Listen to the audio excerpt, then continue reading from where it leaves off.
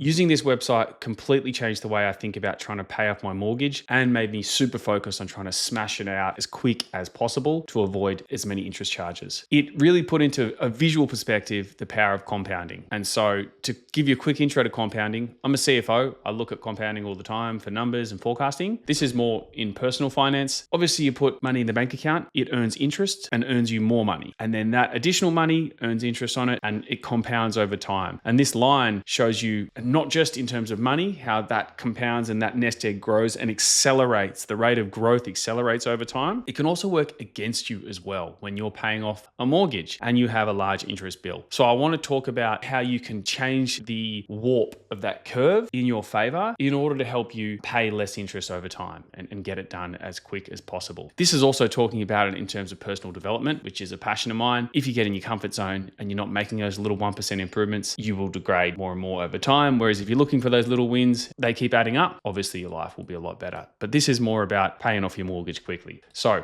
what you can do in mortgage.monster, and this is just a free tool. There's no lead magnets that pop up. They're not trying to sell you anything. It's actually just a super handy resource. You can put in, for example, a new mortgage. You've got $1 million property, which in Sydney will get you not much, but there you go. Let's keep the numbers simple. Deposit of 100K, so a 10% deposit. And so we need to borrow 900K. This will obviously calc if you play around with what the interest rates might be, depending on the bank. It will show you what that monthly repayment will be. And it'll also show you over time this repayment schedule. So you can see as you drag and drop the interest rate. For example, let's go up to 10% interest here. And this is for like a dodgy lender who charges you like a wounded bull. You can see that red part of the graph is the interest that you're paying over that period of time. You can see the total interest there of 1.9 mil. All this red stuff from your repayments is just interest. That's not paying off the principal loan. It's just what the person is collecting for their profits. So that's wasted money in my humble opinion. So obviously you want to get as low a loan as possible as a result. So let's go back to 6% as a rough guide here. And you can see obviously it'll drop down to $1 million. But still, even on a 900K loan, because like a standard 30-year term for an interest rate, it's still an obscene amount that you're paying, not even for your property. You can see this red line here of interest as you chip away at the principal, and the portion of interest that you're paying gets less and less and less.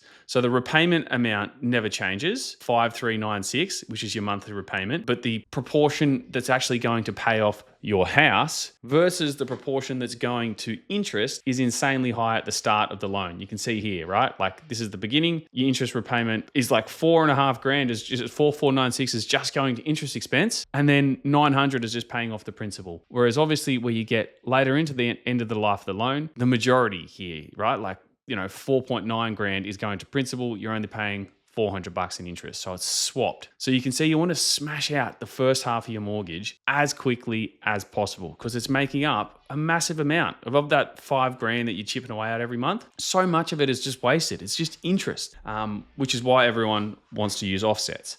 But this puts in visually just how much you're getting ripped off for the first half of your loan, which hopefully should inspire you to work like crazy, hustle, cut costs, do whatever you need to do to get through that first half of your loan and bank a bunch of stuff into your offset. Don't spend your money on random stuff you don't need. Get on Facebook Marketplace. Do all those things because on a 900 grand loan here, you're paying $1 million in interest. So not only are you paying $1 million for your house, you're also giving the bank $1 million.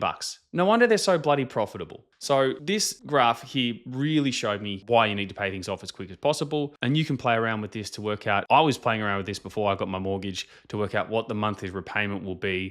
Can I sustain that? But now that I've got my mortgage, it's about trying to obviously get the lowest rate as possible. Because if you can renegotiate with someone and get like a 5% rate, go that down there, you change mortgage people, you can see your interest goes down to 839 over the course of the 30 years, which is awesome. You saved, a huge amount of money. It was a 900K before. So all those little 1%ers add up because they compound over time. And that's the power of compounding. And that's why I think you should hustle hard and hopefully smash out that mortgage as quick as possible and start using compounding in your advantage by having savings and not just letting the banks collect all the profits like they currently do. Good luck. See ya.